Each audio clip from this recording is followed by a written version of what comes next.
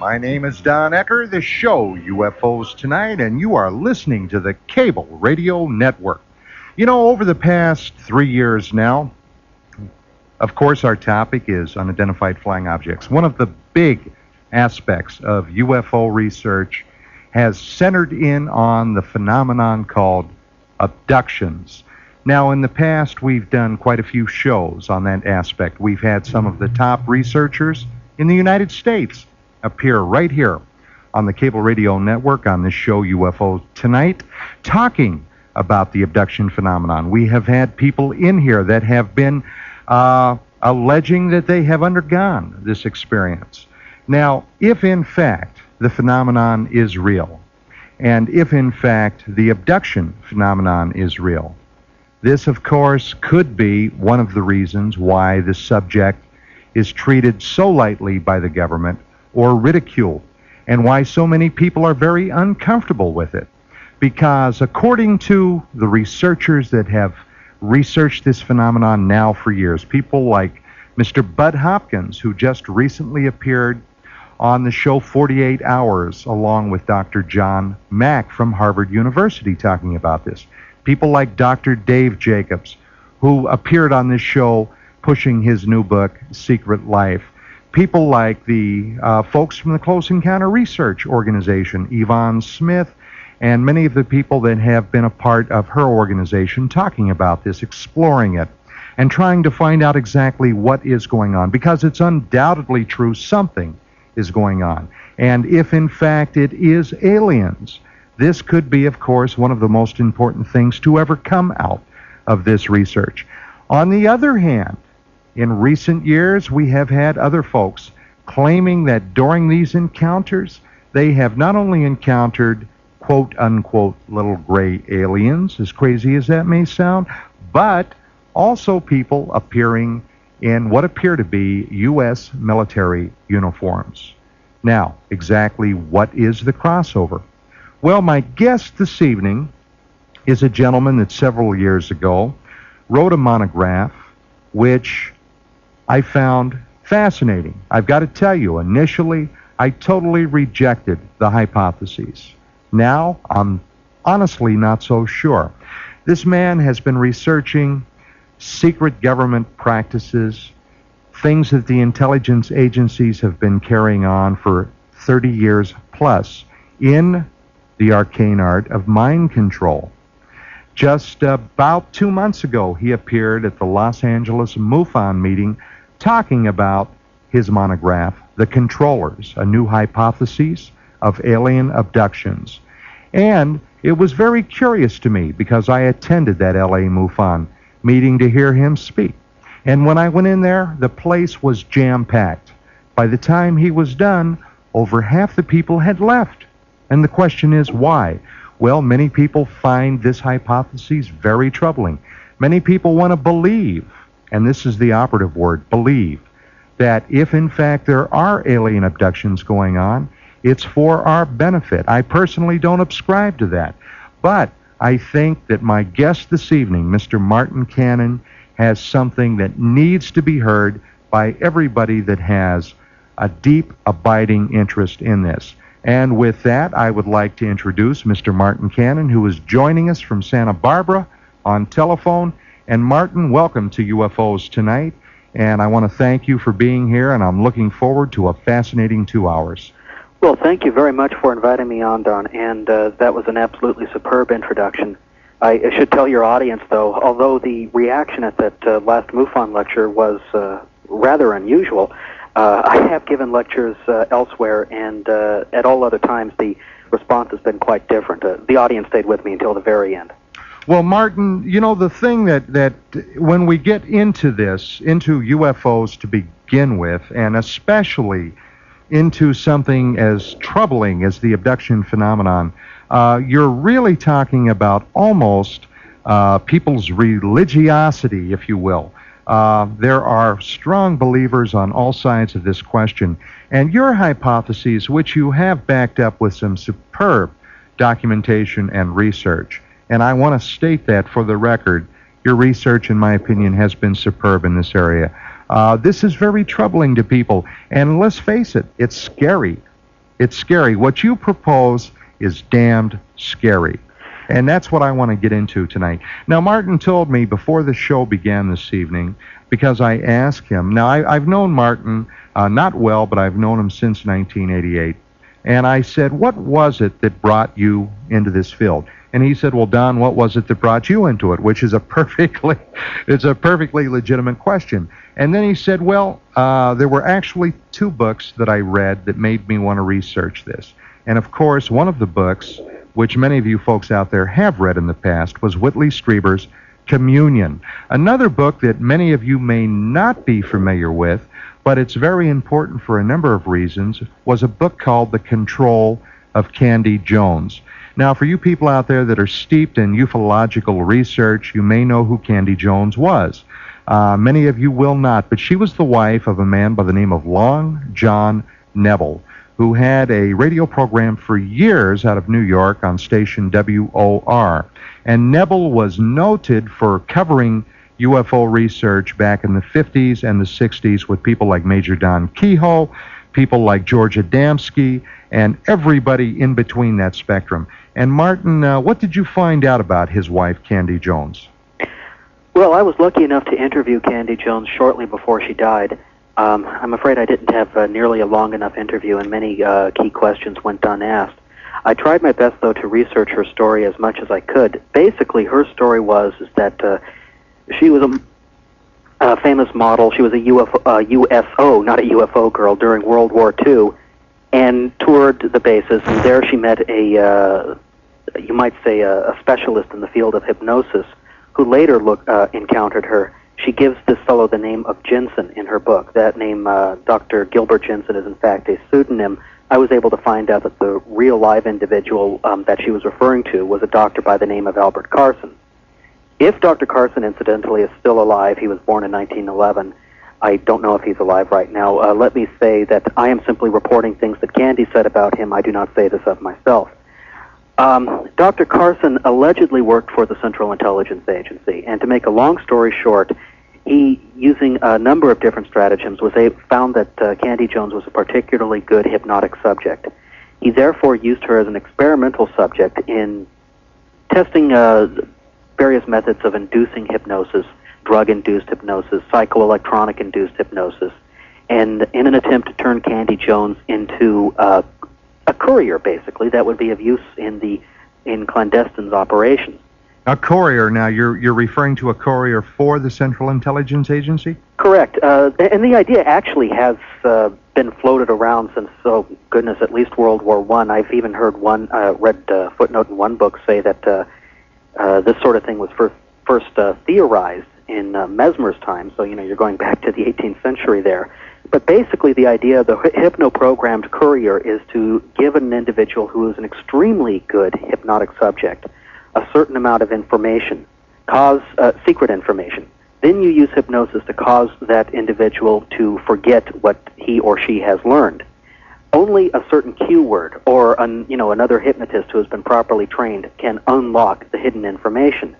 That way, if your courier is captured en route by the enemy, that courier will not be able to tell what he or she knows because he doesn't know that he knows it.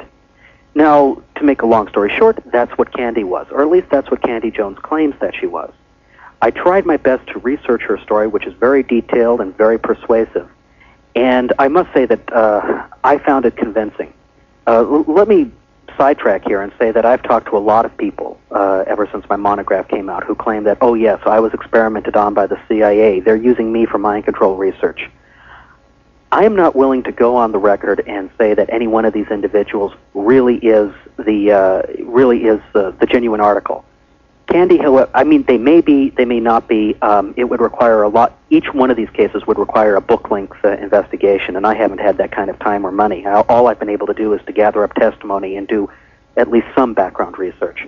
The Candy Jones story, to the degree I could research it, I found believable, and it is the one that I am most likely to say really did happen. I really do believe that she was taken to, what is that place? They call it the farm. The CIA has it. Right, back in Virginia? Yeah, back in Virginia, and, given paramilitary training. I really do believe that she was an exceptionally good hypnotic subject.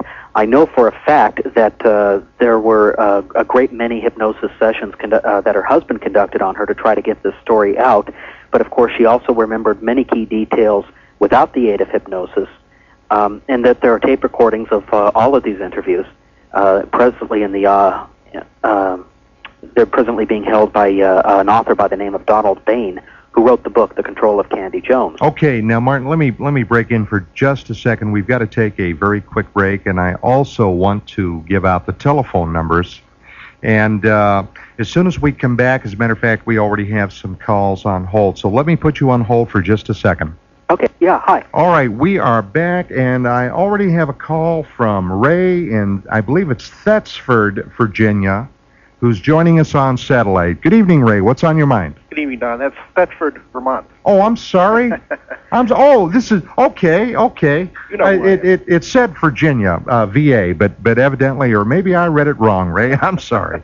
How you doing? Pretty good, Don. How are you? Very well. What's on your mind? Before I begin on the topic tonight, I was wondering if you all caught that CBS 2-hour special Thursday night on the Bermuda Triangle, the Pyramid, Shroud of Turin, and the Nostradamus. No, I'm sorry I didn't, Ray. I was out of town and didn't catch it. Okay, your buddy Richard Hogan was on there and did an excellent job on the pyramids and monuments of Mars and lining it up and everything. It was just a great... it's too bad they couldn't devote the whole show to him and his findings rather than some of the other stuff. But anyway, on this topic, I was wondering if your guest, or maybe even you, Don, were familiar with Project Artichoke, which grew out of an OSS operation in the mid-40s where they were using naturally grown LSD, and then they learned later in '53 how to chemically produce it, mass produce it, and there's an element of people out there who now claim that that's why it was spread into the community because it was so easily mass-produced by the CIA. Well, Martin has addressed that in his monograph, and I'm sure that that's one of the things we'll be addressing this evening. Martin, do you have any response? Yes, of course. Artichoke was one of the earliest mind control projects undertaken by the Central Intelligence Agency. Let me backtrack real carefully. It was just after I read Communion and The Control of Candy Jones that I decided to research the hypothesis that maybe both of those books were the same book in a sense. And to briefly summarize my research, I went to Washington, D.C. I looked through the files that are on, many of them were obtained through Freedom of Information Act by an author named John Marks in the 1970s, and there's a lot of other material they have there. Some 20,000 pages of FOIA material that came out in the 1970s, and there's more to come out. And I've also read virtually every book on the subject, as well as have done a great deal of library research. Do you feel that this is also what led to the eventual writing of the Manchurian Candidate book and also the movie of the same name? Yeah, there are some individuals who get paranoid about Richard Condon, who wrote the book The Manchurian Candidate, and who also wrote a fine introduction to the best book on the CIA's mind control programs, Operation Mind Control, by an author by the name of Walter Bowart. I see no evidence for that.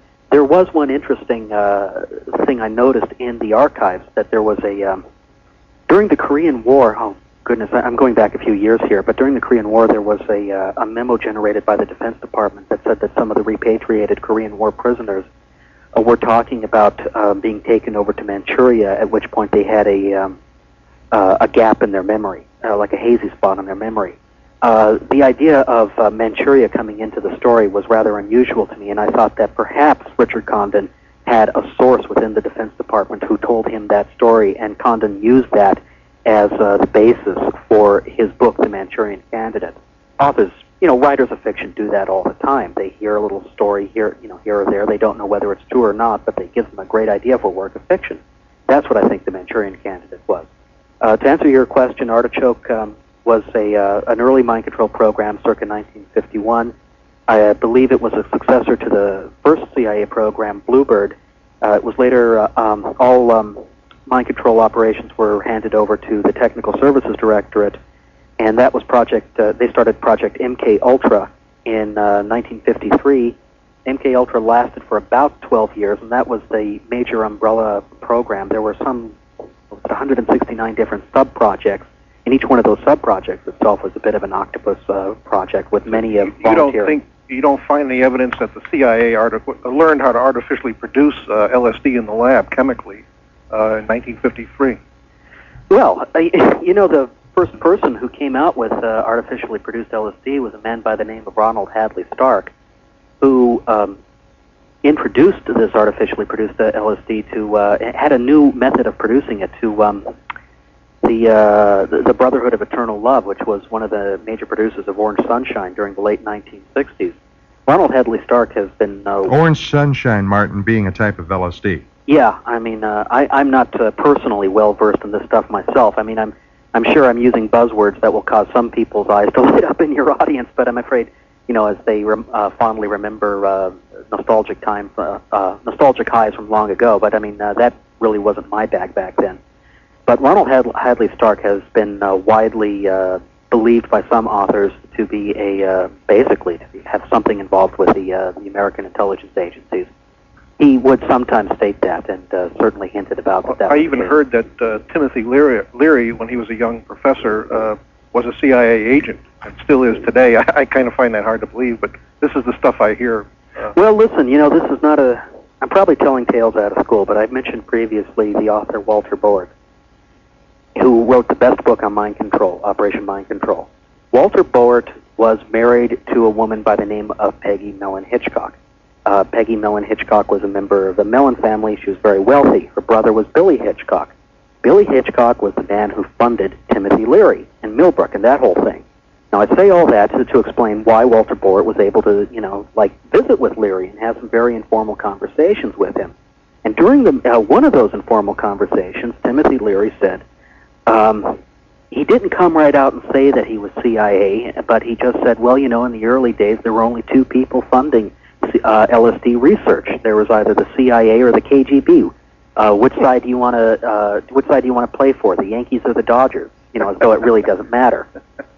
Now, that's the closest I've ever heard to an admission by Timothy Leary that he had something to do with American intelligence. Of course, there have been many who have looked at the man's career and asked a lot of interesting questions. Well, Martin, he's right here, as I'm sure you know, in Southern California, and he somehow manages to appear at every expo that goes on here in the L.A. area.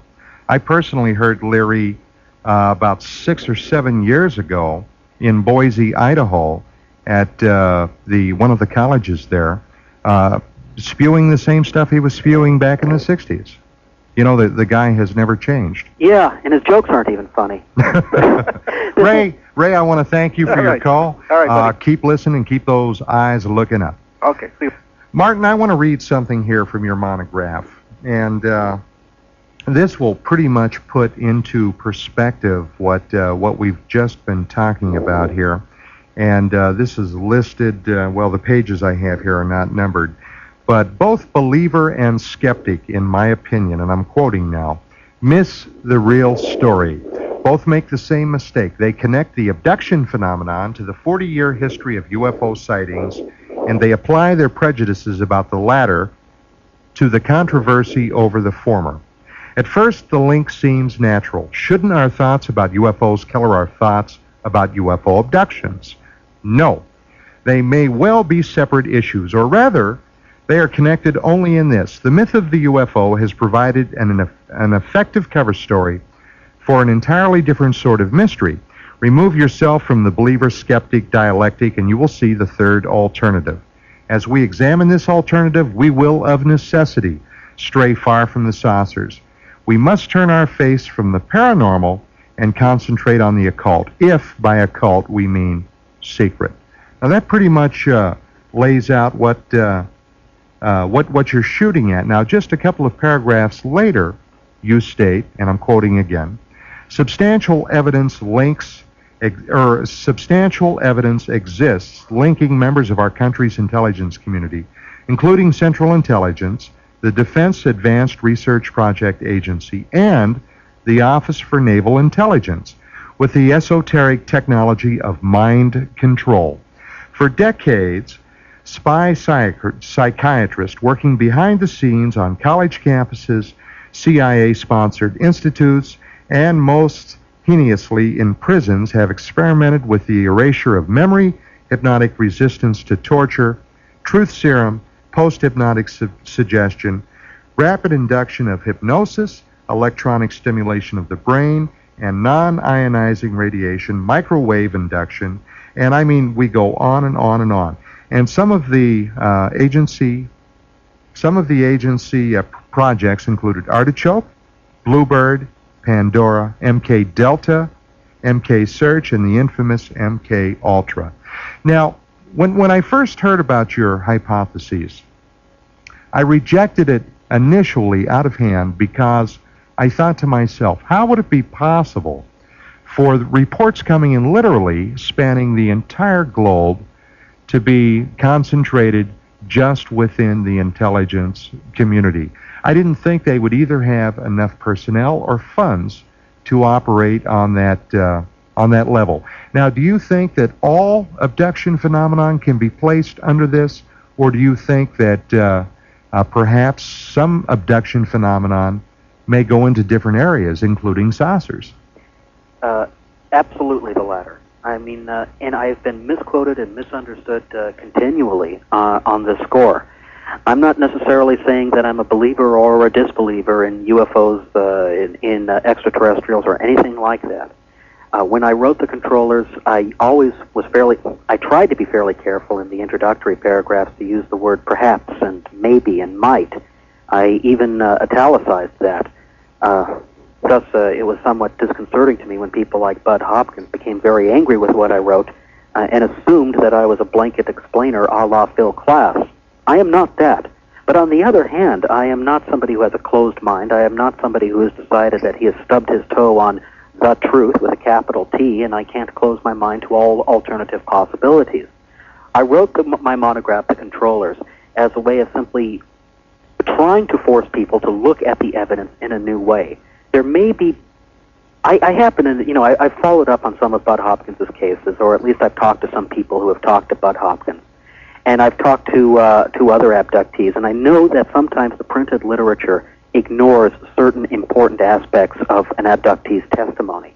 And so I wrote The Controllers as a way of getting abduction researchers to say, now wait a minute, perhaps this particular piece of testimony that I previously thought was unimportant, it might indeed be important, such as testimony that somebody saw military personnel while aboard a flying saucer, or testimony that the abductee had a background within the intelligence agencies, testimony that that there's something incredibly spooky about the abductee's parentage. I mean, time and again, I have talked to abductees. I have to tell you, whenever I've interviewed an abductee, I almost, as a matter of course, ask them, what branch of the service did your parents work for? Because not all of them, obviously, worked for the military, but a surprising number of UFO abductees were military brats. And therefore, the doctors who were their personal physicians as they were growing up were military doctors. Now, I'm not saying there's a connection there, but I am saying that.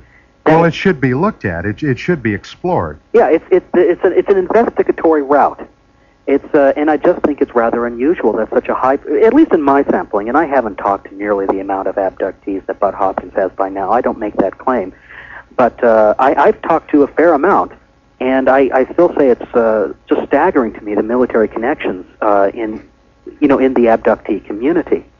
In fact, well, Hopkins has, in my opinion, and I've talked to him personally about this, a rather closed mind in looking at any other possible explanation for many of these cases. Now, there are many folks within the abduction realm, Martin. For example, it just recently came out in Time magazine that someone infiltrated Dr. John Mack's abduction group at Harvard and had basically been laying a false story on him for quite a while that he never picked up on. And the question becomes, how does one determine what may be real, what may not be real, what may be someone intentionally hoaxing, or something along the line of what you've been exploring? I have to admit that's a terribly complex question. I'm of two minds regarding the John Mack incident that you just now referred to. On one hand, it shows that there is something in John Mack's methodology that needs tightening up. I think that's fairly clear. I think perhaps even John Mack himself would agree with that statement. On the other hand, there's just something about that sort, operating covertly, so to speak, and and offering a false story just to see if it gets caught. There's something about that rubs me the wrong way. Well, let me ask you, Martin, to please hold that thought for just a minute. I want to pick immediately up on that when we come back. We're at the half hour. We've got to take a station break. Okay? Okay. And we are back. Martin, that cut that we used there from Jethro Tull's Passion Play, did you hear it while you were on hold? Not really, no. Legends were born surrounding mysterious lights in the sky. Mm-hmm.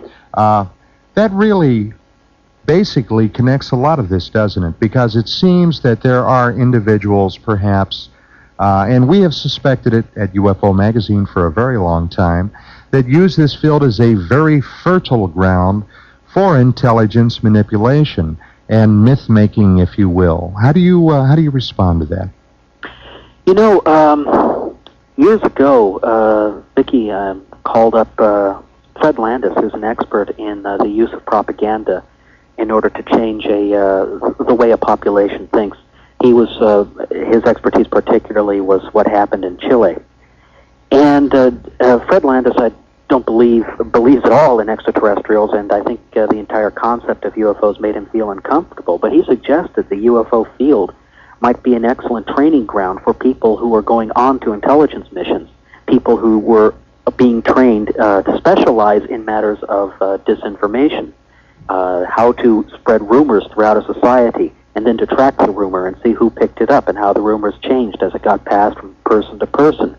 Now, I have to admit, ufology basically exists, not just on the level of periodicals, not just on the level of radio call-in shows and so forth. Much of what happens in ufology has to do with personal letters and personal telephone calls, and it's an excellent breeding ground for rumors.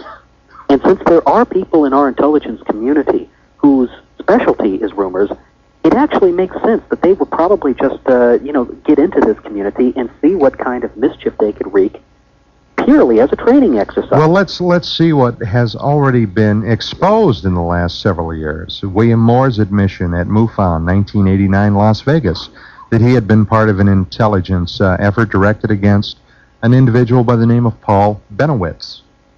The admissions that I chronicled and broke in UFO Magazine regarding Dr. Bruce Maccabee and his ongoing relationship with the Central Intelligence Agency in connection with UFO research. I mean, we know that this goes on, even though the government denies that there is, in fact, anything to this subject. There's Brian Hennessy, I think, is a very important fellow, supposedly the head of an Air Force intelligence unit by the name of AFOSI PJ. I don't know what the initials PJ stand for. Bill Moore has talked about him, and I must say that when I used to have lunch occasionally with Bill Moore, and he would always be rather hesitant to mention the name of the fellow. He would just say he was the trickiest and shiftiest man he ever knew, and then it turns out that this is a fellow by the name of Brian Hennessy. And he was connected with that whole group of people who allegedly were feeding Bill Moore information about UFOs and the government's dealings with extraterrestrials and so forth. We now have a pretty good idea as to who some of those individuals were. One of them was Brian Hennessy. And I believe Bill Moore when he says basically that Brian Hennessy's Air Force intelligence unit really had nothing better to do with its time than to come up with bizarre stories and spread them throughout the UFO community as a way of protecting certain clandestine projects that the Air Force and other governmental agencies had ongoing. Well, I want to explore this a little bit further, but let's go to Texas for just a moment. We've got Mark calling us from, I believe that's is that Grapevine, Texas, Mark? Yes.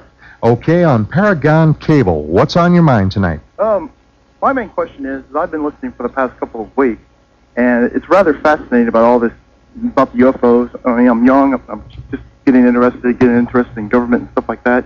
What do you think the government's ultimate goal is in all this? I mean, that's the kind of question that's running around in my head. You mean as far as UFO research? UFO research, mind control. Well, let me have Martin answer that first. Okay. Well, I think it's dangerous even to think in terms of ultimate goals. You might be mixing out apples and oranges. I think mind control projects have might have an ultimately a completely different basis than other things that have been lumped into the UFO category. such as the unusual lights which people are seeing, and other sights which people are seeing on the exterior of Area 51 and around the China Lake facility in California, for example. I don't necessarily think there is only one explanation for it. You know, it's like, I used a rather clunky analogy at one point, but I still think it holds. You know, imagine somebody from Mars being plopped down in the middle of Wilshire Boulevard and asked to report back on an explanation for the long wooden things that were propped up on either side of the street. Yeah. Well, if you come up with the same explanation to cover both the palm trees and the telephone poles, you're going to screw yourself up. You know, they're two different things. Right.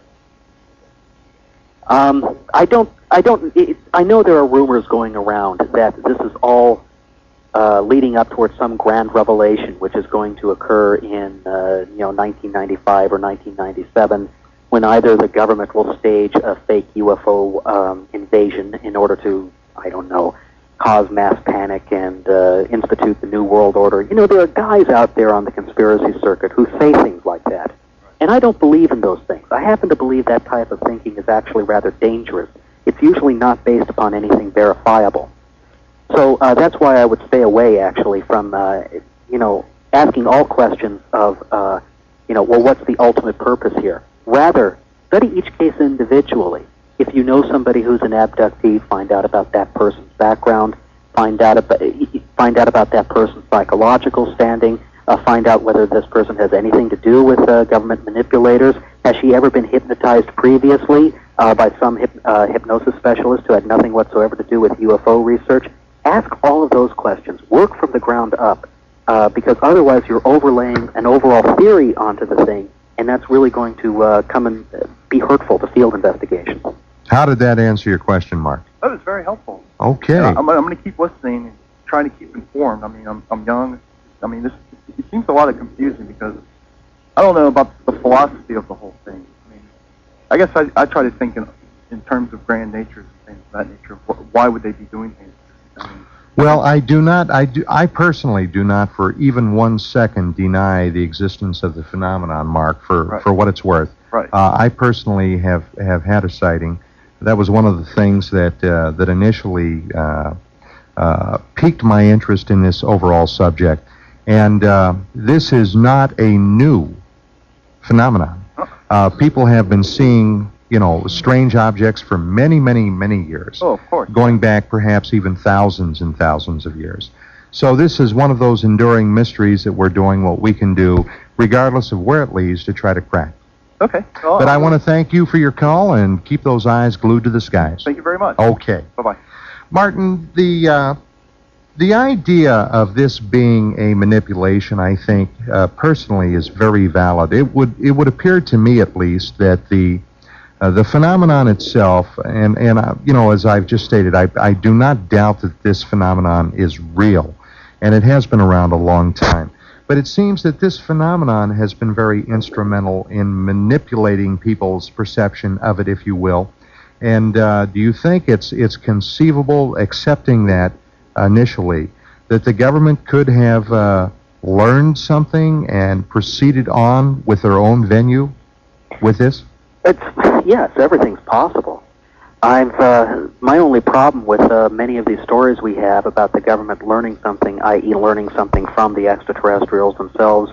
No, you notice I didn't say extraterrestrial. I know. I'm saying I know what you're saying. But I mean, other people have said that, and the only problem I have with that is, consider the source. Many of the people who spread such stories are, again, very much like that same group of intelligence-connected individuals who were talking to Bill Moore. I don't know whether they're a trustworthy lot at all. Well, several weeks ago, I had been invited to give a lecture at the Triad Conference down in San Diego. And it was on a Saturday, and I ended up using that lecture for the first chunk of this program. And basically, I really took the entire field to task. And I stated that going back to 1987, the UFO research arena underwent a tremendous explosion, if you will, on two fronts. One had to do with William Moore's MJ-12. The other had to do with a man by the name of John Lear and his Lear hypotheses. which I think everybody today recognizes that both of those areas were red herrings, if you will. Now, you yourself did a story on Lear for another UFO publication a couple of years ago. And you've met Lear, you know what his hypothesis is, which basically were under a covert assault by evil extraterrestrials, so on and so forth.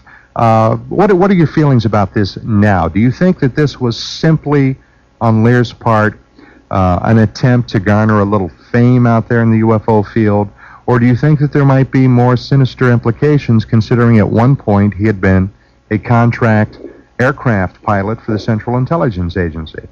I certainly don't understand why somebody who is the son of William Lear would want fame in the UFO field. William Lear being the famed specialist in aeronautics and the inventor of the Lear jet. I don't understand why somebody of John Lear's proven abilities would necessarily want fame in that particular field. It's unfortunate, but the UFO field is a field that tends to discredit you rather than, give you standing as a scientist or an investigator. So why? Well, his father, Martin, did in fact have a very deep interest in the subject.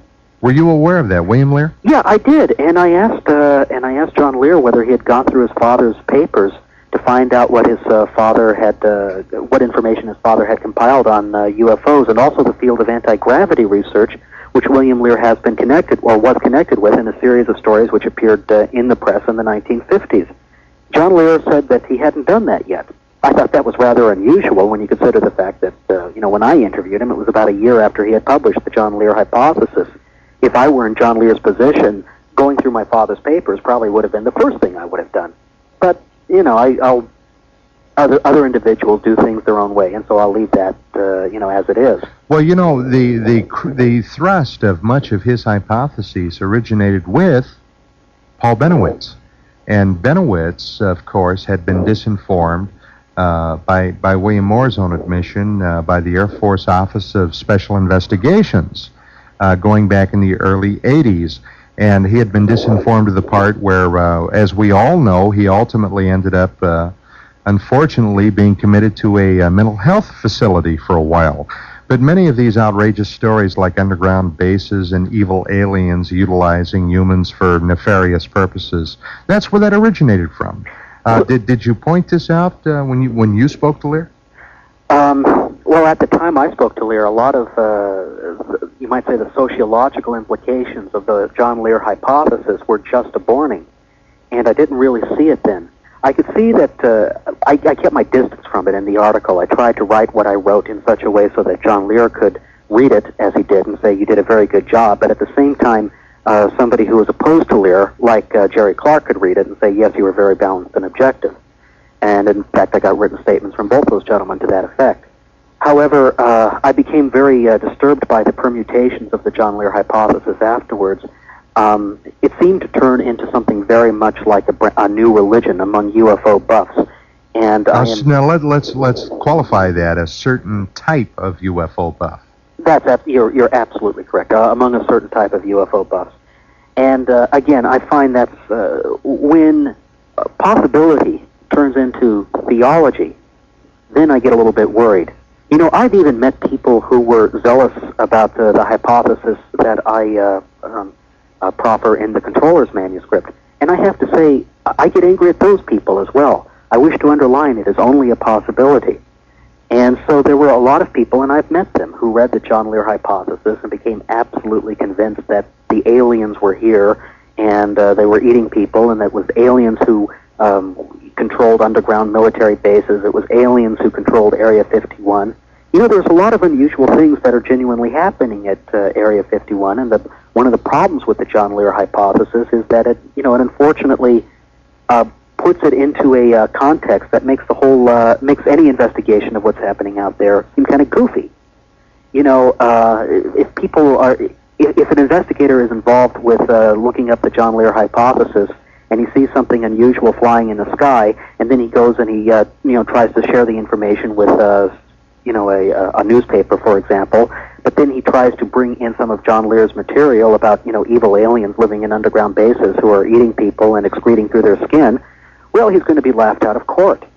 And in that way, I think something like the legend of the UFO, and I'm not saying that all UFO sightings are legendary by any means, but the legend of the UFO can act as a screen used by intelligence agencies to, in effect, cover up things that they're doing, which they want to keep covert, but which have, in fact, absolutely nothing whatsoever to do with extraterrestrials. Well, I want to explore the Area 51 story in China Lake with you, but let's take another call. We've got Paul calling us from Escondido on Dimension. Good evening, Paul. Yeah, hi, Don. I just had a call when you mentioned Phil Klass. Now, he doesn't need me to defend him, but he is also an honorable man. He doesn't say it's impossible. He just demands evidence, and there isn't any. Well, now, I know Phil, Paul, and I don't know. Did we mention Klass earlier, Martin? I might have in passing. Okay. Yeah, I know Phil Klass. I've known Phil for years, Paul. I've had dinner with Phil. I've had drinks with Phil. And on a social level, Phil and I have always gotten along. However, when we come to the subject of ufology and UFO research, and I certainly am not saying anything here that I haven't said to Phil directly, Phil has blinders on.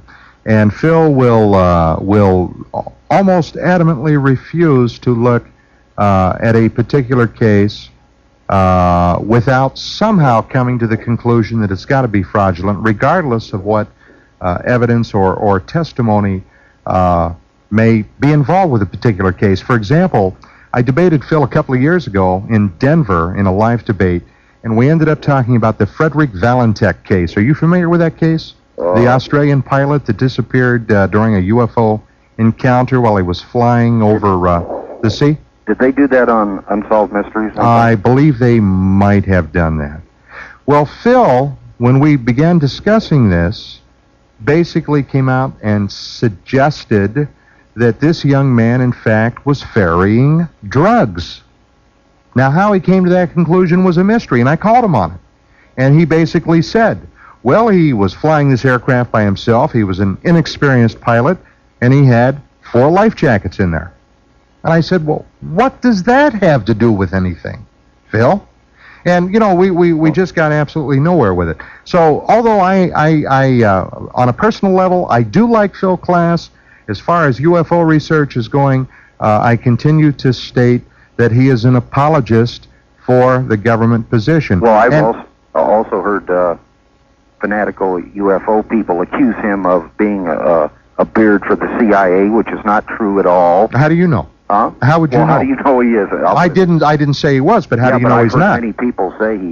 You know, anytime somebody tries this, a person like Phil Klass, they always have to. You know, I asked Phil a question on this very program, Paul, when he appeared on. As a matter of fact, I just recently tried to get him on again to talk about. I saw him the other day on. To talk about Roswell.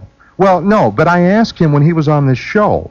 I said, Phil, we've known each other a long time. And I said, I consider you to be an extremely intelligent, articulate man. You may even be brilliant. And you were the senior editor for Aviation Week and Space Technology. But answer me this. Why would a man as intelligent as you obviously are spend 30-plus years of your life arguing a case that you don't believe in? I sure wouldn't spend 30 years of my life denying the possibility of something if I didn't believe in it. Well, 30 years. Why would he do it? What's that case? He satisfied me on that case. But why would he do it?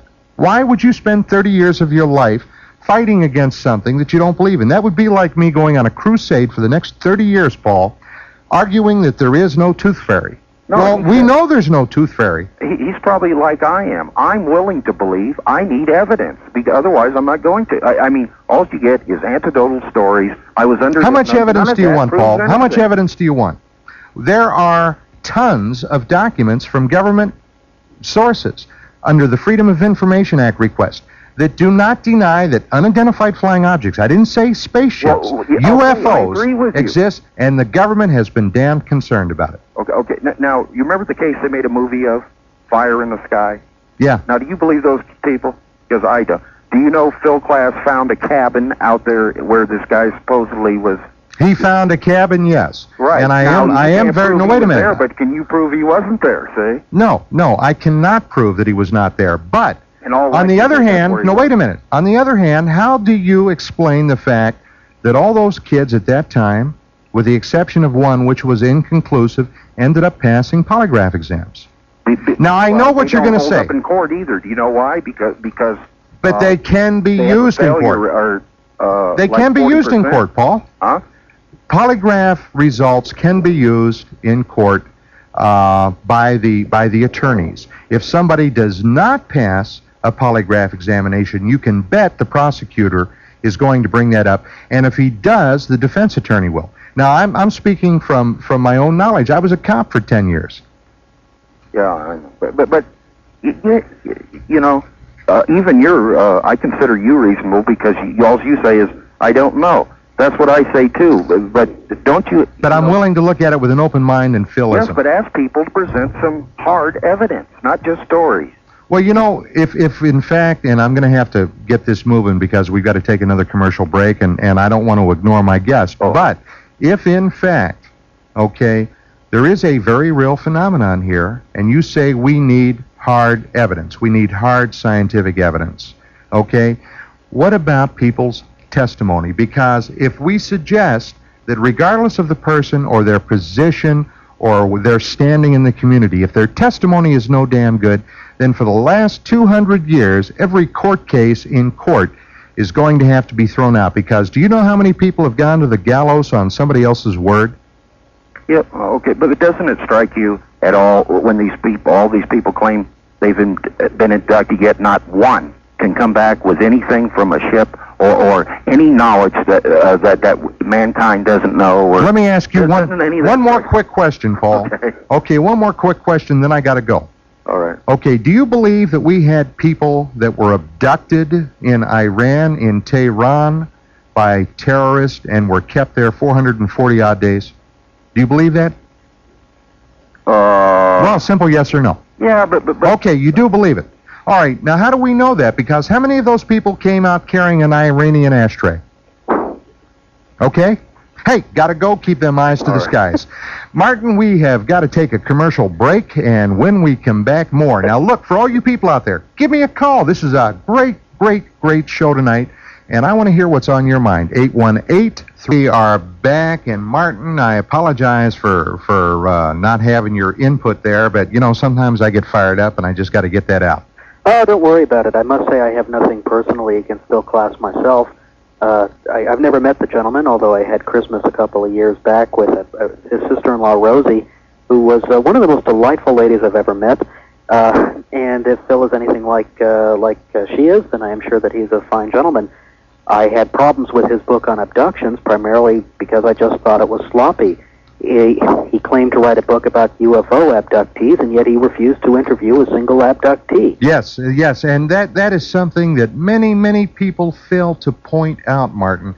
When he wrote his book, and I personally asked Phil, now, you know, it would seem to me that when you're doing research, let's say I was writing a book on a murder, and there were 10 witnesses there, and perhaps a couple of them were even somehow involved in the case. Would it not make sense to go to those 10 witnesses, regardless of what you felt about the case itself, to get their testimony and what they witnessed and what they viewed? Absolutely. I certainly could not have written the controllers, nor will I write the fuller work that I intend to I tend to produce, without talking to some UFO abductees and to treating their story with respect. I know that. Let me assure everybody in the audience that when I have spoken to UFO abductees, I have not tried to shove my hypothesis down their throat. When I did my initial research into the controllers, I usually didn't let them know where I was at, and I got some very interesting testimony that I felt segued into my hypothesis fairly well, and certainly they fit my hypothesis more easily than they would fit that of, say, Bud Hopkins. It did bother me when I read Phil Klass's book. It's a book without any footnotes. It's a book without any direct abductee testimony. It's a book without very much field work whatsoever. It relies heavily on the work of a doctor by the name of Martin Orne.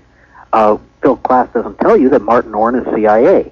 He, in fact, was an MK Ultra scientist. And he's had some things to say about hypnosis and what it can do, which I've always found to be very, very interesting. Sometimes I think a little bit deceptive. Well, we are right now at the top of the hour, Martin. We've got to take another station break to identify ourselves. But as soon as we come back, I want to talk about the letter that you sent us, which is in the brand new issue of UFO magazine in reference to your monograph, and the fact that somebody apparently has ripped off the title and some of the work that you've done and is now marketing an entirely different track. And I want to get your input on that. And the death threat, I think, would be worth talking to. I could even play that for your audience. Oh, absolutely, yeah. As a matter of fact, you were going to send me that. Down to the office. Yes, absolutely. That is something that I think we've got to do. So if you can hold on for just a moment. Plus, we have a bunch of telephone calls. So when we come back, more with my guest, Mr. Martin Cannon, author of an absolutely wonderful piece of research called The Controllers. My name is Don Ecker. This is UFOs Tonight, coast to coast, from California to Vermont to Florida, Texas, and all the boundaries beyond. Stay there, and we'll be right back. And we are back. My name is Don Ecker. My guest this evening is Mr. Martin Cannon. And Martin, before we talk about your letter and all that other goodies, including the threat, let's take a couple of these phone calls and see what's on America's mind. We're going to go to Don in Simi Valley, who's joining us on Comcast. Good evening, Don. Hi. Glad to hear you're still on the air. The last time I heard you were still on Sundays. Oh, well, where have you been for the last 6, 7, 8 months? I've been in Simi Valley. Okay. I couldn't find you. That doesn't take me here. What I'm calling about is, a few years ago, another radio station, I heard William Cooper. And I've heard, like, pros and cons on this guy. I was just wondering. You heard what? Pros and cons. Right. And I've heard that maybe he's out there doing a lot of disinformation. Yeah, well, if you're asking for my opinion, it's con. Thanks. Okay. Let's go to Greg in Van Nuys on United Artists. Good evening, Greg. Hi, Greg. Hi, Martin. My question is a couple of things on CNN recently. A few months ago, there was a story from Muskegon, Michigan. Yeah, right. And the sighting there. And there was a reporter from the Muskegon Chronicle, and there was, who was the other gentleman? Oh, yeah, someone from the UFO Mutual Network. Oh, MUFON, yeah, Mr. Walt Andrus. And everything, Larry was treating them both with respect. You're talking about Larry King. Yeah, right, exactly. And he was asking them about it, and the reporter was reporting exactly what had happened, just the facts as... There's no other way to look at it, Greg. Look, my lines are lit up, my friend. I got to move along, but thank you for your calling. Let me say something very quickly. Yes, I don't understand why it is Walt Andrus seems to have a positive mania for zeroing in on the worst UFO cases. Well, he manages to do it all the time, Martin. He did it with Gulf Breeze. This case up in Michigan, although the case itself may be very valid, how can one make these assumptions without having any valid information or proof? Absolutely. Okay. Greg, thank you. Okay, thanks, Don. Let's go to John, who's calling us from Tahunga on King. Good evening, John. Don, how you doing? Very good. What's on your mind? Best thing on TV. Well, thank you. Hey, yeah, I just heard about you mentioned you and Martin mentioned China Lake, and I just found a coincidence that I had worked out there on the base, which is the biggest naval land in the continental United States. And I worked out there for a year and a half. And I just found it a coincidence that I had been out there, and you had a previous guest that talked about Clear Lake, and I had been out there working too. And I found it just kind of unusual. I wanted to hear more about China Lake. Well, now, what's interesting, John, and I hope you don't mind if I mention this, but you yourself have undergone these experiences, haven't you? Yes, and then there was another coincidence. You had a previous guest who had mentioned in between San Francisco and Sacramento, and I had a sighting there and a missing time too. So I just find it it might be a grand coincidence, but that these things keep popping up for me. Martin, do you have anything to ask? Or I've done lengthy interviews and have been one of the few researchers to have the chance to read the full-length manuscript of a woman in the desert not far from China Lake. She has had experiences. She's lived there all of her life, and she has had experiences all of her life with being abducted under circumstances that seem strikingly similar to what I'm talking about, mind control, brainwashing, hypnosis. The abductors were not little gray men or green men or whatever, but they were people in military personnel, in military uniforms. And she says that she was being taken to China Lake and also nearby George Air Force Base. Is this story true? I can't swear to it in court. However, I will say this is a very credible woman. She made a good impression on me. I've talked to some abductees as well as to some alleged mind control victims whom I thought were a little bit goofy, but this one made a very good impression on me. And furthermore, I have to say that her story is at least as good as the ones you're hearing from people like Bud Hopkins. And so I say the China Lake area is one that I would pay very strict attention to. I know that there have been a lot of rather silly and bizarre and unusual rumors involving, again, the usual things involving UFOs and gray aliens working underground and so forth. And when you try to track down these rumors, usually it comes down to these people who claim to have worked at the bases and they saw the aliens there, and I don't know what to make of these stories. Well, you know, Martin, there's absolutely no doubt whatsoever that for many years now, going on a half a century, that our military, in fact, does have many underground bases. But most people fail to realize why they were put there. It has nothing to do with UFOs or aliens as far as we know, but they were getting ready to fight a nuclear war. Absolutely. Well, you know, they had underground bases in Nazi Germany. I mean, that's where they manufactured the V-2. And they did that to protect it from the Allied bombing. Absolutely, in Peenemünde as well as in Nordhausen.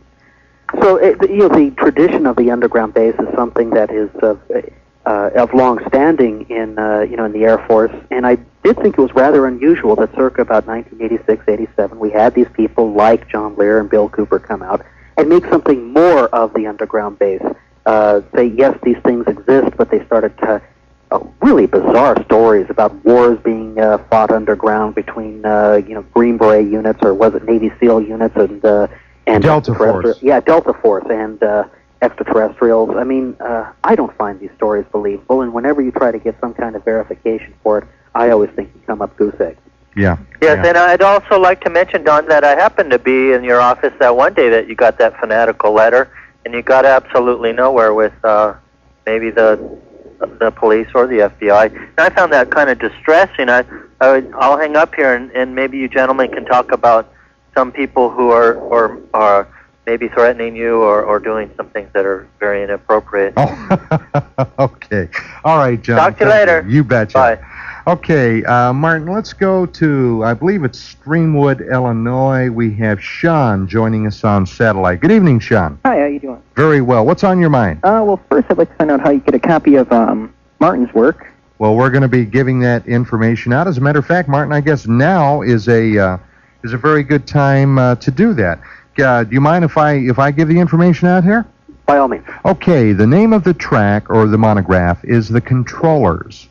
And, Sean, it's available for $9.95. And for all you folks out there, we'll be giving this out again also if you don't have your pencil and paper ready. But the name of it is The Controllers, $9.95, and you can get that by sending a check or money order to Barbara, California, 93121. And if you'd like to call up there during the week, during normal business hours, you can reach them by dial. Okay, was that it, Sean? Well, one other quick comment. Do you guys think the government is getting sloppy, or they're letting stuff come out on its own? For example, like feeding retarded babies plutonium, the Koresh video with the tank that you were talking about a few weeks ago, with the tank shooting fire into the building. It seems like they're starting to get caught, Well, it's not that they're getting sloppy per se. The director of the Department of Energy, going back a few months ago, decided for whatever reason that they were going to release these government secrets about illegal, unethical, and outrageously horrific tests that were carried on unsuspecting civilians during the height of the atomic age back in the 40s and 50s, feeding pregnant mothers plutonium, feeding disabled children plutonium. But no, we never would have mostly known about that if they would not have snitched themselves off.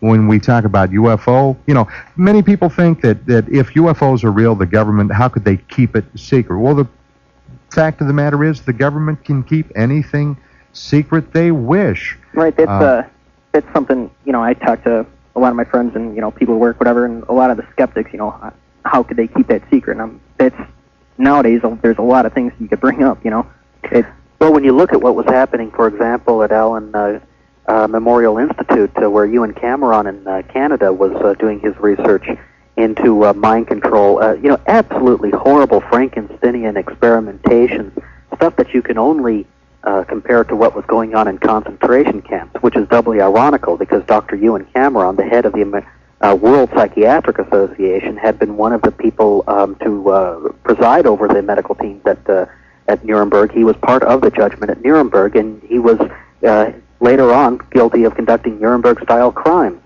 Well, nobody knew about this. People knew about this at the time. Certainly people within the Central Intelligence Agency knew about it. Alan Dulles even wanted his wife to undergo treatment at Ewan Cameron's Brainwashing Institute when his wife objected too strenuously to Alan Dulles' many affairs. And all of this was going on. Somehow they were able to keep it secret for many, many years until well after Ewan Cameron died. And then finally, the victims of Ewan Cameron started to sue. And even then, there are people who tried to downplay it or tried to claim that the victims were misremembering the events. There's always a way to decredibilize people who are saying things that are against what the government wants you to believe. We have people like that previous caller who say, well, that's only anecdotal evidence.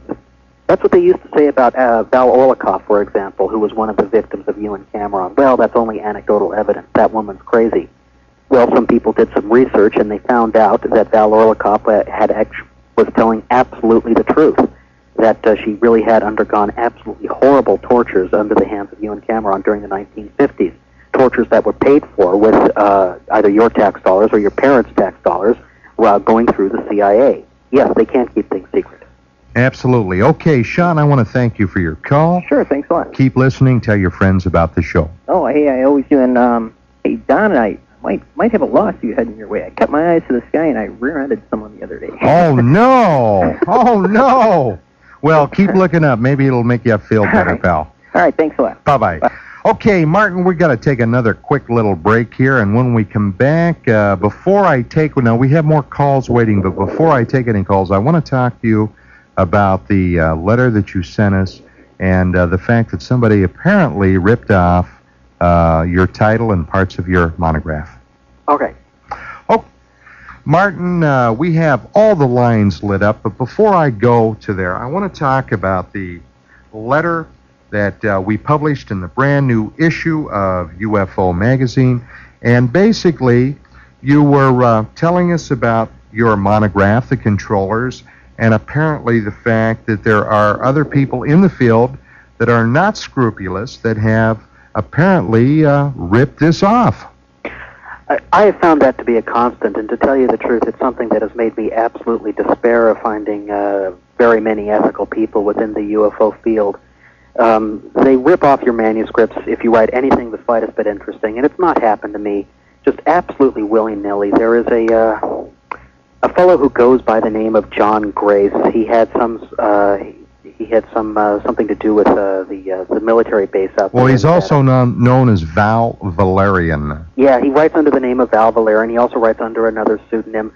At present, he's up in Yelm, Washington, and I understand he's confabbing with J.Z. Knight and the Ramtha people. He puts out something called Leading Edge Research, which is this massive periodical that he apparently makes a fair amount of money off of. And what he does is he reprints other people's material. Well, he doesn't ask their permission. And he reprinted the entirety of The Controllers over a series of issues. And I have to say that I did not exactly like the fact that I was sharing space with, he's also reprinted material from like Louis Beam of the Ku Klux Klan. There's apparently some of that right-wing neo-Nazi stuff, and as you know, my politics are like way to the other side of the spectrum, so you can imagine how that made me feel. I don't approve of the ethics of a man like John Grace. I don't approve of Timothy Green Beckley. He publishes books under the pseudonym Commander X. I'm told that the Commander X books are in fact written by Timothy Green Beckley, and they're nothing more than a hodgepodge of rumors that are going around in the UFO field at the time. Commander X allegedly is an ex-intelligence officer or a serving intelligence officer who can't reveal his name for national security reasons. It's all hogwash, and those books are all hogwash.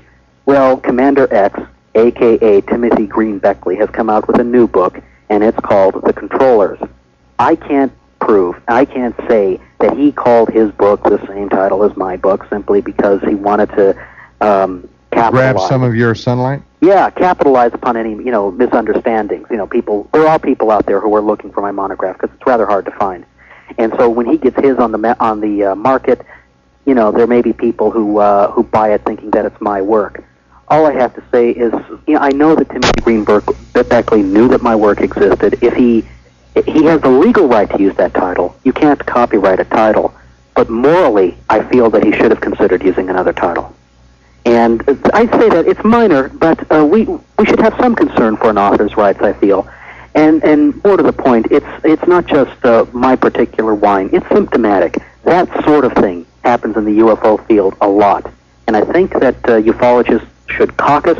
They should get together and work together a few rules about how to proceed so that they're not, snarling at each other, Martin, calling each other names. I totally agree with what you're saying. However, that would be... It was easier getting the North Vietnamese and the Americans to decide on a table shape for the Parastox than it would be to get these UFO quote-unquote researchers to sit down and agree on anything. Let's take some phone calls because we've got a lot of people that have been waiting. I've got Ernie calling us from Burbank on salmons. Good evening, Ernie, and what's on your mind? Yeah, how you doing? I have a couple questions for you guys, actually. One has to do with, or actually two have to do with the way that the government supposedly threatens people who are on the inside with, bodily harm to themselves or their family, or, you know what I mean? Yeah. As far as their reputations and stuff like that go. Well, I was just wondering, first of all, there was a gentleman by the name of Lieutenant Wendell Stevens, I think. Guys familiar Lieutenant Colonel. Yeah. And, and... Retired from the U.S. Air Force. Exactly. And I read somewhere where it said that he had been accused of child molestation. No, he hadn't been accused of it. He had been convicted of it. Okay. And I just wondered if something like that might reflect on that whole theory behind, destroying somebody's life. But, the proof of something like that, I guess, would have to be pretty, substantial to actually convict somebody of it. Martin, what do you say? Threats like that do exist. However, I would not believe it in the case of Colonel Wendell Stevens. So should we totally, discredit anything that he said about the UFO stuff because he was convicted of child molestation? If he says anything that's provable, then of course, it's verifiable through other means. If he provides you with good investigative leads, of course you should take him seriously. On the other hand, pedophiles don't like to admit what they're doing, and they come up with any rationalization, however threadbare or however bizarre, in order to deny the accusations. Right. Colonel Wendell Stevens is a pedophile. I can say that on the air without the slightest fear of a libel suit because it happens to be provable. Really? I've talked to a former wife of his. She has in her possession child pornography that was previously in the possession of Wendell Stevens. Oh, too bad. And not even mentioning that, but he has been a great proponent of the Billy Meyer material. Exactly. Which had been coming out of Europe and Switzerland, and our position on the Meyer material is that at very best, it's highly questionable. Didn't they find a model or something like that on the property? Yeah, there have been. The case also may have been manipulated by certain European intelligence agencies. Right. So, all these things we've got to look at with the jaundiced eye. Ernie, I want to thank you for your call. We've got to move along, but keep looking up. Okay, I got one. I got to go. Okay. Got to go. Okay, we're going to Larry in Westlake Village on Ventura County Cable. Good evening, Larry. Good evening, Don. Thanks for getting to me. You bet. I'm I have a couple of quick questions. First of all, I'm from southern New Mexico, and I've seen lots of strange lights in the sky over the years. I lived out in a very rural community, about 60 miles from a military base, White Sands Missile Range. But one of the things that concerns me about your guest's position is that they've had 40 years of potentially working out mind control techniques. Why would they continue to operate under the pretense of abducting people if they've already presumably would have gained the ability to be able to manipulate people and continue to put disinformation out? Let's ask Martin and see what he says. Martin, what do you say to that? Because I still think it's an excellent cover story. You have to have. I read, actually, I believe it was an interview with one of the MK Ultra scientists in John Marks's files. It may actually have been Martin Orne, where he talked about the possibility of programming somebody during a period of missing time. In other words, they were actually talking in the MK Ultra days about abducting people, and then instilling in them, instructions, false memories, things that they were supposed to do. Well, one of the things that the scientist said is that the feeling of having a blank space in your memory gnaws at you. You're constantly asking yourself, well, what was I doing between the hours of 1 and 2 or whatever? When it's during that missing time. You have to plug something in there in order to plug the hole. In order to however bizarre the story, it at least causes people to think, oh, okay, that's what was going on. Because the truth will come out. It'll come out in snippets. It'll come out in dreams. It'll come out as visual imagery that is seemingly unbidden. But well, Martin, will you not agree also that some of the more prominent abduction researchers have in fact admitted that in many cases what they are dealing with are screen memories? Precisely. But now what I want to know is what's the screen memory and what's the actual memory. Right. I know of the one case of there's a fellow by the name of Castillo who was studied at great length by a doctor in the Philippines, the head of the psychiatric unit of their version of the FBI. And I found I have the original official report on the Castillo case, and I found it persuasive. He had 5 separate personalities instilled in him, 5 separate screen memories. That were deliberately induced, one on top of each other, almost like you would place 5 cards on top of each other. I know that sounds incredibly bizarre. I hope someday soon that Prevailing Winds Research can publish the original documentation that we have on this, so that you'll see that it's actually a far more feasible thing than it may seem at first. The whole point being, how do we know which level of screen memory any particular retrieved story is? When somebody like, not to mention names, but when an abduction researcher does some work on somebody using the technique of hypnosis, he finds in there somewhere a story that he likes, and he concentrates on that. Anything that's not, that doesn't have, that doesn't fulfill his preconceived scenario, he dismisses as confabulation. And you may not use names, but I will, because we use names on this. You're talking about people like Bud Hopkins and John Mack? Yeah, well, I don't want to. I actually haven't read Mack's book yet, so I'm not going to say anything about it. I will. Okay. I'm still unclear why the whole point of this, if they had the technology. I read in Newsweek that we were considering using this technology against David Koresh, yes, the Russians. But it was Russian. It was Russian absolutely, material. But we had the technology, so why the cover-up? What exactly what are they covering up? And why? Do you really think that Larry, our government would want us to know, or the intelligence agencies that are a part of our government would want us to know what technologies they would have available to induce people to do something? One of the things that I hope that we'll get a chance to touch upon quickly, Martin, tonight, is the story of Sirhan Sirhan and the assassination of RFK. I don't know if we'll get to it or not, but there is quite a bit to suggest that he may have been a programmed killer, is there not? Oh, yes.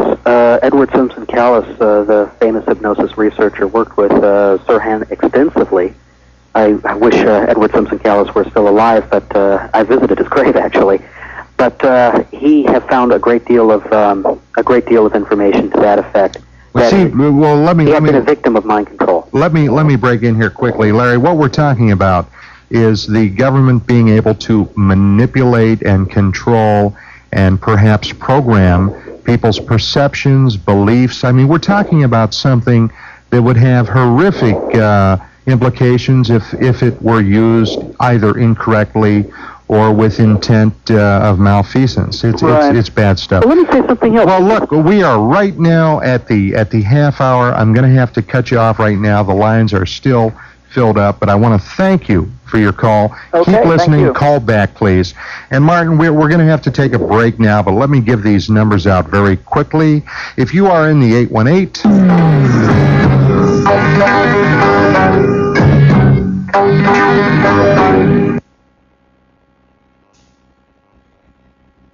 Okay, we are back. Martin, you know, geez, I can tell you one thing, that the lines are lit up across the board.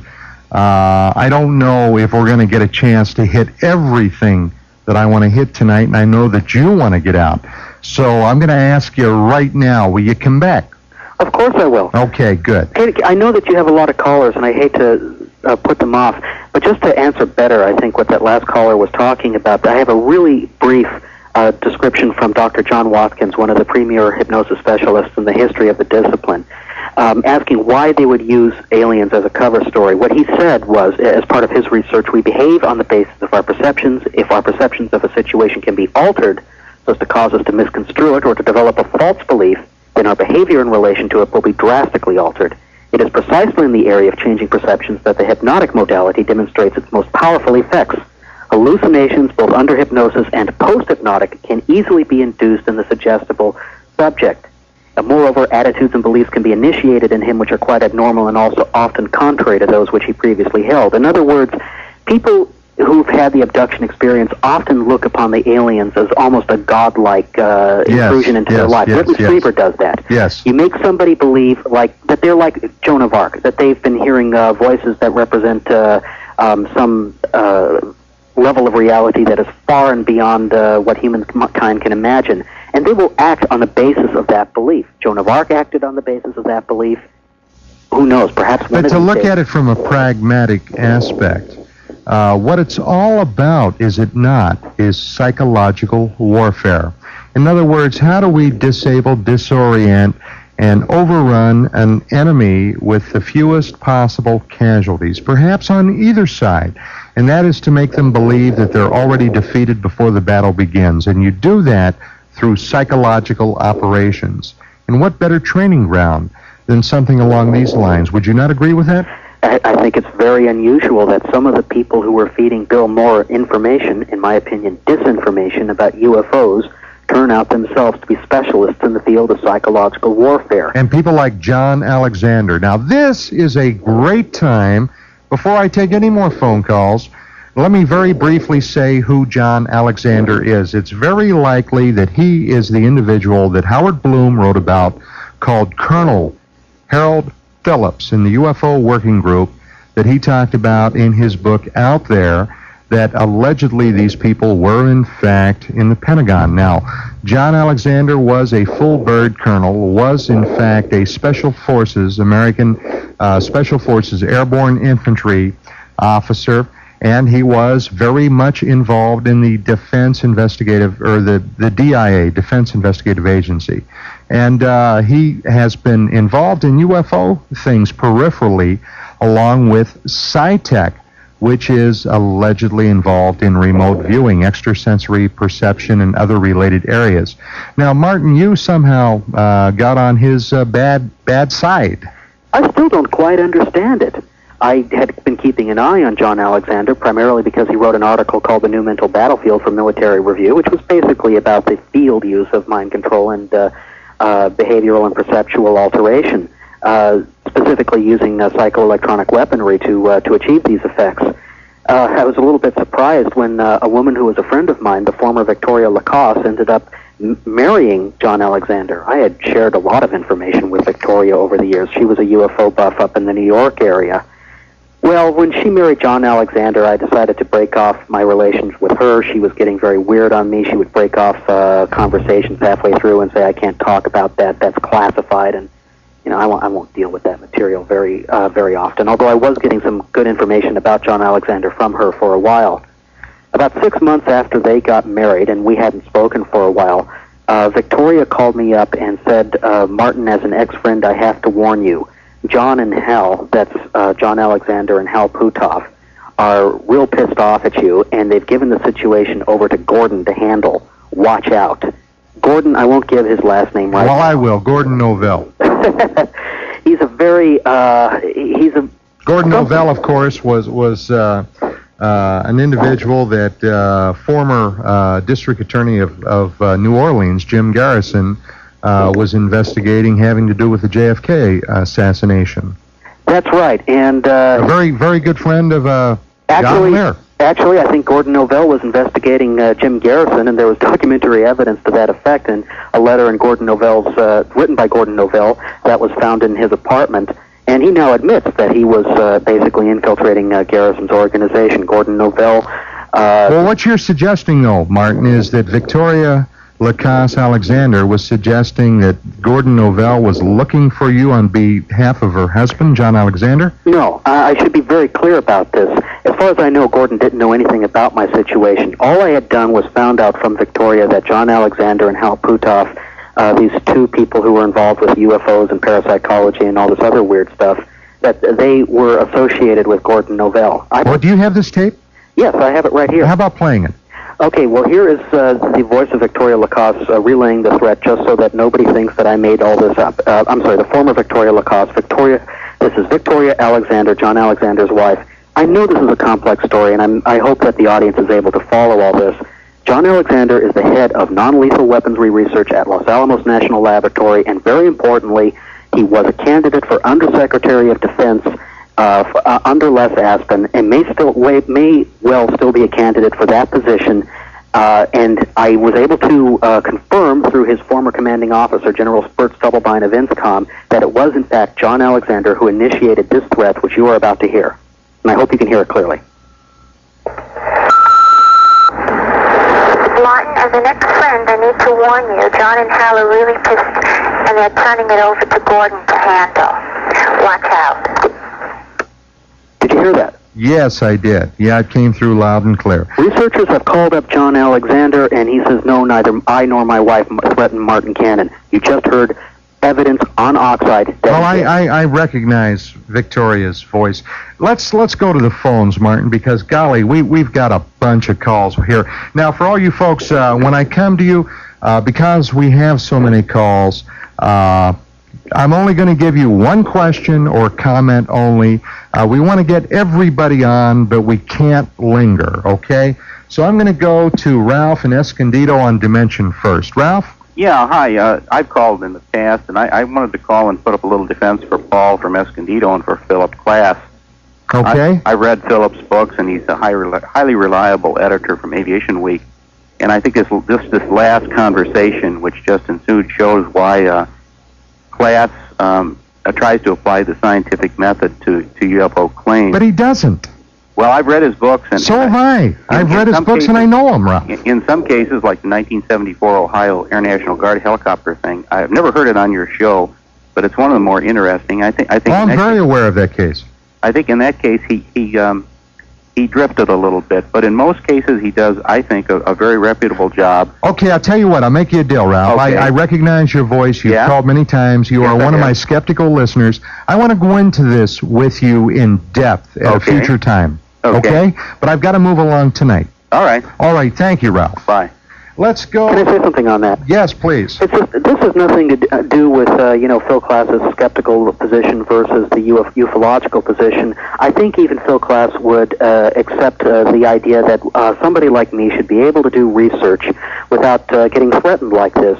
And this is not just some nobody giving the threat. This is somebody who has a very responsible position within the government, and, and he put Victoria up to this.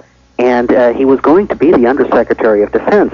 Now, that's not a matter for scientific investigation. That's a matter for, detective work, police-type investigation. Absolutely. And I hope somebody out there does it.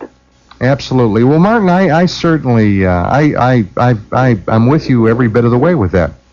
Let me go to Gil, who's calling us from Tahunga on King Cable. Good evening, Gil. Hi. I was just wondering if anybody knew anything in the morning time, or right around just about dawn. There seems to be like a lot of movement, really, really high up in the atmosphere. I can't ever make out what it is. It's just like bright lights. It's just almost like a star has been sitting there all night, and then it just decides to move. Does anybody know anything about if it's military or what it could be?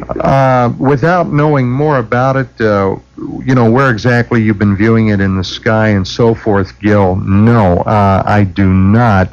However, we do have quite a few military bases here in in Southern California, so, without actually viewing this, I would have to suggest that we would have to utilize Occam's razor, which probably the simplest explanation would be the correct one, and chances are I would guess it is military. I see. Now, can you see satellites? Are they sure lit up? Yeah. Oh, I see. So they could also be satellites then. Absolutely, but they move very fast. Yeah. Gil, I've got to move along, Okay, but I thanks want very to much. thank you Bye-bye. for your call. Okay, let's go to Ray, who's calling us from La Crescenta on Salmons. Good evening, Ray. Yeah, how you doing? My question is, have you seen any literature on the Blue Planet Project? It's by Percy Galloway. The Blue Planet Project doesn't immediately ring a bell. Okay, I'd like to Martin, send you a you... copy. You stumped the panel. Okay. Martin doesn't know it either. Ray? Okay, would you like me to send you a copy of it? What's it have to do with? Just practically everything you're talking about. Oh, absolutely. Yes, of course. Okay, you can send it. You can send it to UFO Magazine. Do you have the address? Right, I got your PO box number in Sunland. Yes. Okay, no problem. Very good. All right, I'll send it to you. Thank you, Ray. Okay, bye-bye. Bye-bye. Okay, let's go to Elizabeth, who's calling us from Sylmar on King. Good evening, Elizabeth. Excuse me, can you please tell me more about the Billy Meyer case? Pardon me? More about the Billy Meyer case. More about the Billy Meyer case? The thing's a hoax. What do you want to know? Yeah. I would have to agree absolutely with Martin. We do not consider that case to be real. Okay, thank you. You bet. Okay, well, that took care of that. Let me see. I've got Al calling us from Burlington, Washington on TCI. Good evening, Al. Hi. What's on your mind? I was wondering if you had read the April issue of Omni, Yes, and what did you think of Robert Lazar's article? About Robert Lazar? Yeah. Well, it's interesting. We've done a number of shows in the past on Lazar and his claims. He's been on this program. Martin, what do you think about it? I want to know, did he ever have an explanation for that bizarre W-2 form he came out with that said he was getting paid from the Department of Naval Intelligence, a department which does not exist? No. But there are several different ways to look at that. I do know that the employer's number was valid, Martin. I did some checking through some people at IRS about that. That whole case is extraordinarily bizarre. And would that not be one for manipulation? Well, I talked to Jacques Vallée about that, and he was thinking along those lines. Because, he talked to Robert Lazar, and he asked Robert Lazar, Robert Lazar claims that he worked on retrieved UFOs, and so Vallée asks Bob Lazar, well, what kind of instrumentation did you use? And Bob Lazar didn't even have any highly advanced instrumentation there. It was the sort of thing you might use at a high school project. On the other hand, that particularly bizarre detail tends to speak for Robert Lazar's credibility, you might say, because somebody who was a hoaxer might have made something up. Yeah, and one thing about that particular case, Martin, that has always surprised me, his story has never changed in content from day one. He has been telling the same story for about, 5 years now? Mm-hmm. I don't know. I still am rather dubious. The whole thing with him running the whorehouse is like... it's not exactly the background you want from an ideal witness. Yeah, that in an ideal world, you would be absolutely correct. But then couldn't that discredit him, like the other individual, the lieutenant colonel? Oh, sure.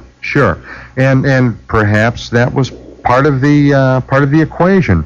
However, let's not forget that in certain areas of the state of Nevada, prostitution is a legal profession. Even though we may disagree with it here in California or in Gettysburg, Pennsylvania, or in Burlington, Washington, in Las Vegas, or not Las Vegas, but in Nevada, it is legal. He was accused of it in, interestingly enough, in Los Alamos, New Mexico. Were you able to find out whether that accusation was true or not? Well, when he was there, Martin, he had an interest in the House of Prostitution in Nevada. But there was something called the honeysuckle lotion demonstration, whatever, and well, that was in Nevada. That was in Nevada. Yeah. Oh, okay. Yeah. Okay, was that it? Yeah. Also, just about. Well, one question tonight. We've got a lot of phone calls. Okay, then. Thank you. Thank you. Okay, let me see. We've got Bob calling us from Studio City on United Artists. Good evening, Bob. Yeah, hi, Don. Great show. Thank you. The quick question I got for you is, before I went to work this morning, about 6:30 to 7, they had a paid half-hour commercial advertisement for 3 tapes from this George Knapp called UFO Best Evidence. I wondered if you heard about that. Oh, yeah, Knapp has been on my program a number of times. Oh, okay. It was the first I had heard about it, and do you think these tapes are worthwhile? I think that there's some information on there that if you have a serious interest in it, you absolutely should, you should view those. I've got nothing, to do with those tapes, but Knapp has done, in my opinion, has done some very good research. Okie doke. That's my quick question. All righty. Well, thank you, sir. Keep listening. Thank you. I sure will. Okay, Bob. Bye. Okay, let's go to, let's see, we have Ned calling us from San Bernardino on satellite. Good evening, Ned. Hi, yeah, I'm somewhere in between skeptic and believer. Well, that's a good place to be. What are the satellite entities people seeking of the Earth, and are they related to any way to the controllers that the man has written about? I'm sorry, Ned, would you repeat that? What are the satellite entities? What are the UFO entities the seeking of the Earth, and are they in any way related to what the controllers are seeking? I think you'd have to ask the UFO entities themselves. Thank you, Mark. Really, I don't know how you could possibly have any kind of absolute verifiable information for an answer for a question like that. To begin with, we would have to ask ourselves: do UFOs in fact represent extraterrestrial spacecraft, Ned? Now, I absolutely have no doubt, because I personally have witnessed that the UFO phenomenon is real. Where I draw the line professionally and personally is until we have absolutely undeniable evidence, we cannot go on the assumption that they are ET. We can speculate that that may be the most logical, but we don't know definitively. Do you see what I'm saying? Yeah, but it seems like we automatically assume that they're trying to harm us or take advantage of us some way. Well, that's an assumption, isn't it? Yeah. And is that a reasonable assumption? I think that assumption is every bit as wrong-headed as the assumption that they are godlike creatures filled with love and light. Both of them are just that, assumptions. You don't know that. You can't prove that. Yeah, so we don't really know what we're looking for. Well, that's why we keep looking. The trick is to keep an open mind, Ned, but not so open that it becomes a refuse container. Yeah. Well, anyway, I'm glad I happened onto your program, because I find it very interesting, and I like the subject. Well, every week from 9 o'clock until 11 p.m. Pacific time, right here on the Cable Radio Network. And for all you folks out there with satellite dishes, or if you know somebody that has a satellite dish, this is how you can tune in. Satcom C3, transponder 23, audio frequency 7.235, narrow band. You got it right. Ned, I want to thank you for your call. Keep listening and keep looking up. See you later. Bye. You bet. Okay, let's see, Martin. We have Ron calling us from Medford, Oregon on TCI. Good evening, Ron. Hi, Don. How you doing? I got the thing for you. You've been talking about Phil Klass tonight there, and I hate to plug another show, but Art Bell's Dreamland is supposed to have a debate with Phil Klass and Dr. Stanton Friedman for 3 hours tomorrow at 7 o'clock. Is that right? Is that right? That's what they tell me. Well, I've been trying to get Phil on TV or on this radio show for some time now, and for some reason he doesn't seem interested. Yeah, I don't know how they managed to get him, but he was on Crossfire too Friday, debating with John Mack, Dr. Mack. Right. So a lot of information, UFOs in the news recently, at least on the network. A ton of it. That's all I had to say. Well, I want to thank you, Ron, for your faithful listening every week. Oh yeah, you're always number one with me, Don. Oh well, thank you. Tell your brother I said hello and keep looking up. Yep. Thanks. Okay, Ron. Let's see, Martin. We've got Jose calling us from Silmar on King. Good evening, Jose. Hi. I'd like to know more about this One Nation and where this is at. The what? One Nation. The base. One Nation. What do you mean, One Nation? I heard this base, and I just would like to know where this is at. Are you referring to China Lake? Yes. Well, the China Lake Naval Weapons Facility is in the Mojave Desert. Okay. If you know where Edwards Air Force Base, where the space shuttle lands, just keep going. And my goodness, you can just look on any map of California and you'll be able to find it, because it's a huge chunk of land that they have all to themselves, and they do a lot of secretive stuff there. It's larger than the entire state of Rhode Island. And that's a fair-sized chunk of land, isn't it? Yes. That's one of the major repositories right now for rumors having to do with UFOs and things like that. And you occasionally run into these people who claim to have worked at the China Lake Naval Weapons Facility, and they'll say they saw aliens working underground there. In fact, I talked myself to one such individual, and if I were a less careless researcher, I might have gone out like John Lear or William Cooper, proclaiming that all these things are the absolute truth. But frankly, I was quite skeptical about what I was told, and I was wondering whether this guy was sent out to spread this story. Well, that's something else that I wanted to mention to you in the last few minutes that we have. Somebody that's been becoming somewhat much more visible in the UFO field in recent times has been a man by the name of Michael Lindemann. And some time ago, I was listening to a tape of a radio show that Lindemann had been on, describing this very thing out at China Lake, an individual that allegedly had been a construction worker that purportedly saw an alien creature when he was in an area he was not supposed to be. Well, and he claimed he saw this gray. What do you think these stories? Do you give any credence to that, Martin, or do you think that there may be another purpose in spreading information like that?